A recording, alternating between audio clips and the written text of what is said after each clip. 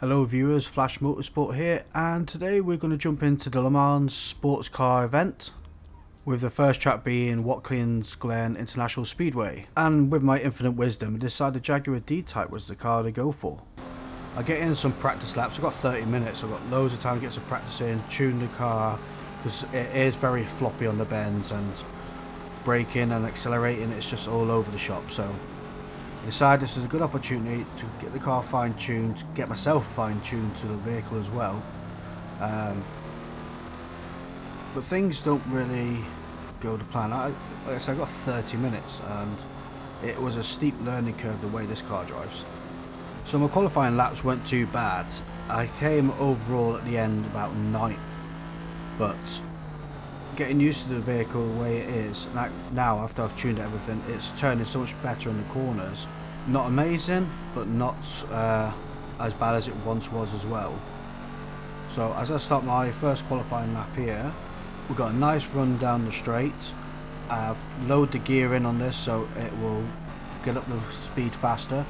You brake roughly about just between after the 200 board, and as you can see now, she just goes sideways just a little bit compared to what it was before, where I turned and it just fell over. I would have liked to hit this apex closer, but it does like to glide quite a bit, this car. As you can see, hit a bit of dirt and that's it. The back end's going. And it is quite hard to catch it back sometimes when it is a bit in that kind of mood, so it's just better to slow down and center yourself and then back onto the throttle.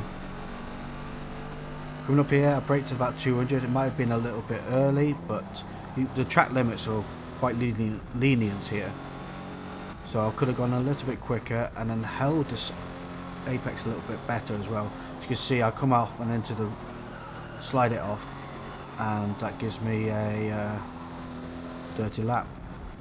But I don't get a penalty for it, which is quite surprising. Anyway, I end up fighting the car on this bend here, and I write this lap off. So I just check my settings and adjust it a little bit more. I think I added a bit more on the bump stiffness at the rear. Lap 2 turns out to be my better lap. I missed the apex a little bit here, but it's a bit more consistent, and then the car twitched a little bit. And lucky enough, I went off, but I didn't go over the track limits. As you see now, the car is a bit more stable in this bend. Still, back end slides out a little bit, but it's a bit more controllable. Problem is, when you're on the straight, it's very, I don't know if it's the steering wheel, the Logitech wheel or not, but it's quite a bit of a dead zone, so it's flopping left to right. As I approach this easy turn, I don't know what happened, got distracted, something must have flown past the window, I have no idea. Anyway, this turns out to be my best lap, and I come in qualifying 9th place. Third lap was written off. This race started off well. I started pretty strong actually as well. No wheel spin, and away we go. Feeling proud of my accomplishment, I decide when I hit the first bend, I'm going to take it wide, stay out of the way from everyone, because everyone's just going to come piling in. And it didn't happen really like that. It was a bit of closeness, but everybody was really fair and true to the race. It was brilliant.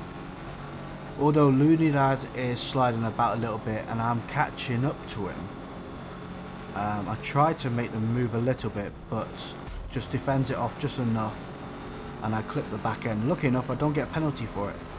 Blackard and his Ferrari comes shooting past us.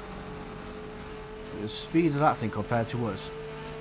We're headed up to my weaker bend, and I thought they're going to come barreling right through, and they did. Looney Lad went straight over, and I thought I would drive up the inside, but nope, just defends it again, and I clip him again. Lucky enough, again, no penalty. So I thought, right, I'm going to try and overtake him. The Ferrari is all over. I'm going to move over for the Ferrari to get through, and I'll follow the Ferrari. The Ferrari loses all of its speed, so I back off quickly, and then Bike Spike takes me out, which is really kind of him. And funny enough, it doesn't even get a penalty for it. This is what's broken about the penalty system in this game. By coming up to lap 4, I make up a couple of places, mainly just due to them coming off the track and sliding off the track, not down to any skill whatsoever. I think my skill is just staying on the track. Loaded for Life is starting to catch up to me. But as you can see now, we're going to go past the pits. I don't need the pit yet. I've got a little bit of life left in me, and I want one more lap out of these tyres. So I've got one lap fresh in new tyres next time around. As you see, I'm passing a couple in the pits, and Bike Spike comes out the pit. It gets me a little bit nervous, but I thought I'll try and keep my toe in it. He's got cold new tyres, so I sort of have a little bit of an advantage. Come up to the end of lap 4. I let Bike Spike pass me because he's just much quicker than I am in this car. I decided timing for new tyres. They're all absolutely shattered. The rear tyres are wrecked. So fresh new set of rubber, and let's see where I come out at the end. Now I'll come out the pits. I'm in 11th place. I've got no competition behind me because they're 61 seconds away. Don't know how. I think either that's the last of the lobby, or they're all behind that and there's been a massive collision. So my target is to catch up to Now Guts 20, who's only 7 seconds ahead, and I'm making time. I thought, just get this bend just right. I've got fresh tyres on, although they are cold. I could do it just right, save a load of time, and carry on ploughing through. As you can see, I'm chipping away at the time on that car, so I'm assuming that his tyres are absolutely worn out. See, I've just caught up a second up to in now. End of lap 5, he's just in front of me. I can see him 4.5 seconds ahead. I made up 2 seconds up to now through 1 lap.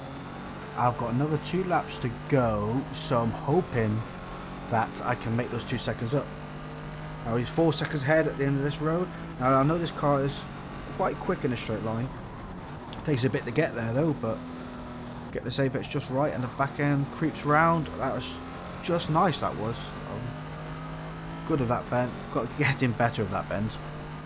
Now Guts lose it at the top of here, which I back off a little bit because this is what's annoying. It should ghost out instead of putting me in a disadvantage to an extent, because I didn't know where he was going, if he had control of the vehicle or not. Anyway, I passed Now Guts, and the next DS Nightmare is 13 seconds ahead. I know I wasn't going to catch that up. But I'll brake too early here, take it too cautiously, which again is going to cost me time. Eventually catch up to DS Nightmare. I have no idea what happened to him, but it was all over the road, and that's what threw me off on this bend. I was more fixated on where he was going than what I was doing and where I was going. Cost me a huge amount of time. No Guts is right up behind me, and DS Nightmare's beside me as well. So the pressure is on, and lucky enough, DS Nightmare cuts up Now Guts, and that gives me a bit of a break in the window. Also, Now Guts has an 0.8 second penalty. So long as I keep him away, I should come in 9th place. End of the race, I come into a weird one. Now, I'm in 9th place. The car behind me is 3 seconds. The car in front is 22 seconds away. And someone called Faceplant joins. He's minus 100 seconds and pushes me down to 10th place. I'm not sure what happened there. Anyway, moving on to next race, Laguna Seca. 5 minutes till race. Now this track is much better. The grip, I've done a bit more fine tuning on the Jaguar again, so now it's not so much flopping about. It's a bit rough on the bumps, so when you come up to the end of this straight here, it's a bit bouncy and a bit rough, but it's much better out through the corners. So with this to be my first qualify, I decided to take this corner a bit cautiously, but it does go wrong. I end up being a bit close and powering on a little bit too early, and I end up sliding off the track. So with this track written off, this is going to be my tyre warm-up lap, and then lap 2 will be my qualifying lap, due to not having enough time to make lap 3. It's about 1 minute 50 I'm on, give or take, per lap. Coming into the first bend, decided to go a bit quicker, hold it a little bit better, now full power. And how much better was that turn? I could have gone just a little bit earlier on the power, and I think I would have just clipped the apex just nicely. There's quite a bit of a boat effect to it, where the car just slides along. This turn I could have done a lot quicker. I didn't. I don't know why. I ended up being a bit cautious on it. But as you can see now, I'm already 1 second just about quicker than my last lap. Obviously I went off the track last lap. I'm using the gears more to help the car rotate, but I'm far too cautious and I'm a bit slow. Brake in just before number 2, and I come in and I try and aim to get on the inside of the sausage that sticks up. Just don't make it, but we come out the other end alive anyway. Then I decide it's a great idea to mess up the corkscrew. Brake a little bit late, a little bit straight. I should have come off the brakes a little bit and turned, but I didn't, and I messed up the corkscrew, but I don't get a penalty for it, which is really good news. These last few bends I hit them a bit slow. Could have gone a bit quicker here, just 1 or 2 mile an hour quicker would have been much better, especially this one here. I think I could have carried at least another 5 to 10 miles an hour more in the turn and it would have coped fine. Here I brake a bit too late and I end up going straight, but all is well that ends well. It wasn't the best of laps, but I don't start at the back of the pack. Start of the race, I'm in 13th place. Obviously everybody else finished and they qualified, pushing me back. I get a good start off the line again and decide to be a bit more cautious here, let everybody else go past. I'm at the back of the pack regardless. Those red cars are just animals. But then here comes the fight, pushing him down the road for quite a while. Welsh Matt is committed at keeping him there. Blackguard comes back and I decide to hold back. I knew what was going to happen here. He's going to take his vengeance back out on Welsh Matt, and he does. Slams him off the track, and I decide to snoop up the inside. So that's 2 places gained there. End of lap 1, I catch up to the pack in front. They've been ages fighting.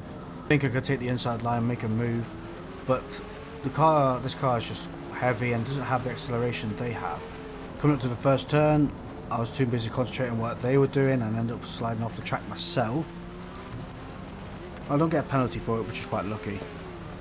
But I'm keeping up with the pack and hoping somebody will fight each other out and give me the opportunity to overtake them.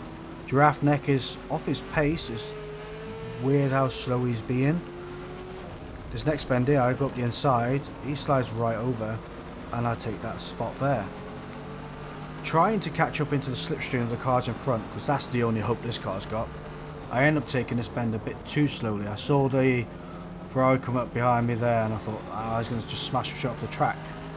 The speed it came up behind me, I was like, here we go. But it didn't. So I decided to cut this corner a little bit, give him a little bit of space himself, and we are pretty much neck and neck to the corkscrew.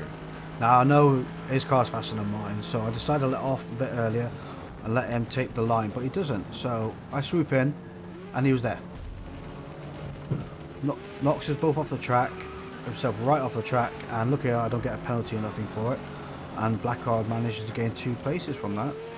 Skipping ahead to the end of lap 5, tyres are starting to wear out, so I decided to enter the pits. We've gained a few places just from some shenanigans that were going on, so as we follow Tedos 22 into the pits, I decided to go full all in on it, and we have a little kiss inside. But decided to go on new tyres, no fuel, and I was quite surprised at the position I came out the pits in. He must have taken on fuel or something, because we were both together inside each other. Quite a rare occurrence. He accepted it and I come out in front. I was hoping he would be in front due to his car being, well, his car accelerates faster than mine. So my idea was he goes in front and I could just follow in the slipstream and we can make some time back together. But surprisingly, with the fresh rubber on, I discovered a new level of skill. Actually, being a little bit better. So we end up catching up to Jackie, who I think his tyres are knackered. Just sliding everywhere, constantly on the dirt, back end's kicking out a lot. So than anything like what my tyres were, I know this D-type eats through the rear tyres like anything. Even if you don't slide it very much, it just plows through those rear tyres. So that is my next overtake right there. So it's just really now a game of playing catch up, although I decided to go off track myself. Jackie takes his bend, goes off the track a little bit and gets a 0.1 second penalty for it.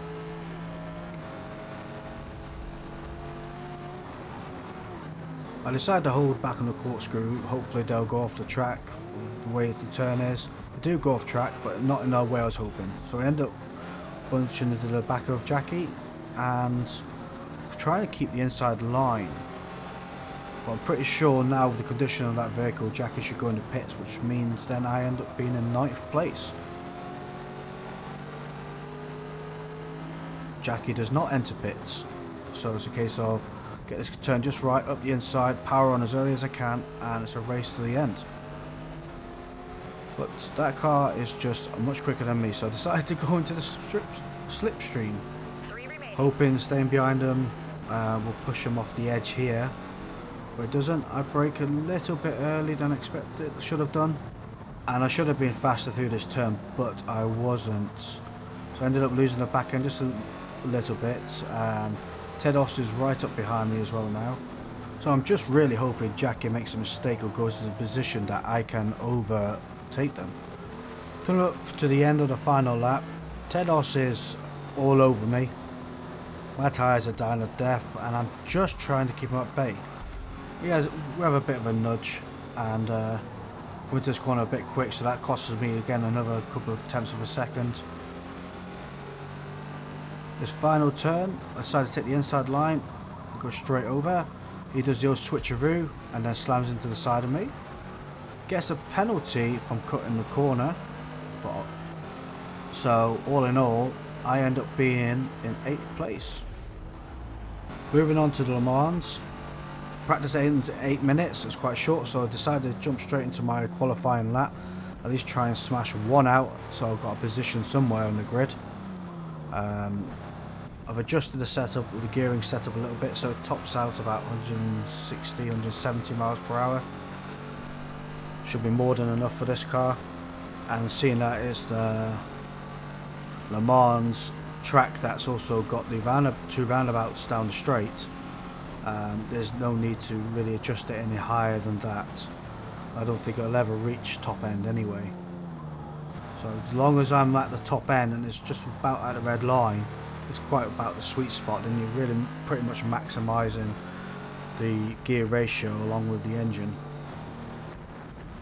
You don't want it too high, so when you change it to 6th gear you actually start losing speed just to the ratio being too long. Coming towards the end of the lap, well, the end of the qualifying session puts me in a pretty goodish time. I'm not going to grumble. 7 seconds off the lead, 8 seconds off, well yeah, 7 seconds off the lead. Puts me in 3rd for the minute until everybody else finishes qualifying. Race start, and I start in 4th position. I'm pretty happy with that. Get a goodish start off the line, least amount of wheel spin. Water is right in front of going away, and I think I could have picked a better car. The D series was not the one to pick, I'm not going to lie, because everybody is all over me. I dive up the inside in this corner, trying to make a little play on everybody, and I get caught up in the mumbo jumbo of everybody has to hug everyone. Lucky enough, the car ghosted eventually. If it ghosted earlier, half the stuff would have gone. I get a no penalty for going off the track just by pixel just, which I'm pretty lucky for. I was hoping that this car would hammer him on the straight. They're alright, they've got the better acceleration, they have the better turn, and like I say, I was hoping this car would be the one for the straights. Yeah, as you can see, it really was not. Like I say, I adjusted the ratio and everything. I just picked the wrong car, I guess, in the end. It's not the strongest car in this race. And I was hoping, being behind the other car, I'd get up in the slipstream, but it was just gone. I just looked at 1 second ahead, just from the straight alone. But you brake just before the 200 metre board in the wet, and turn in just nicely. Probably a little bit quick in the first turn, and accelerated a bit late on the way out, but it's absolutely throwing it down.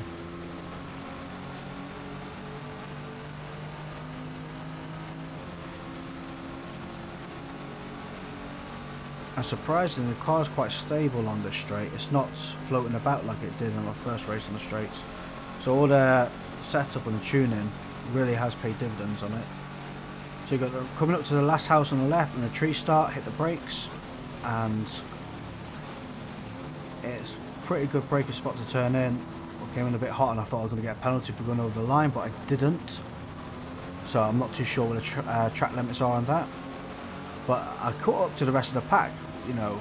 I dived in really well and really late on that one, which has ultimately put me in a strong position in keeping up with this train of cars.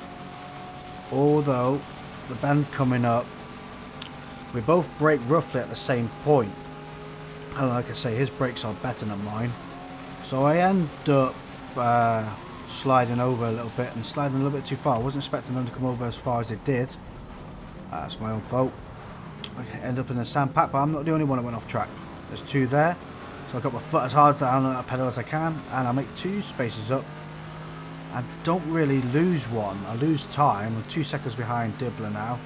So I am hoping I can make that 2 seconds back and catch up to him.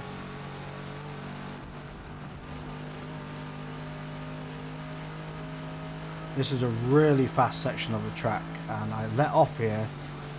I don't know why. I think I was a bit overly cautious about that little bend, and as it's on just the tip of a hill. Wait. Brake a bit early for this corner and take it very steady. I was hoping then to have a bit of a fight and knock each other off, but there's one more off. So come in, that's another space saved. The issue with my letting off early has made the rest be able to catch up to me. So I'll go a bit deep here and a bit, I'll lose a bit of time, but I'm not the only one. I got followed in and I saved it and it's benefited me.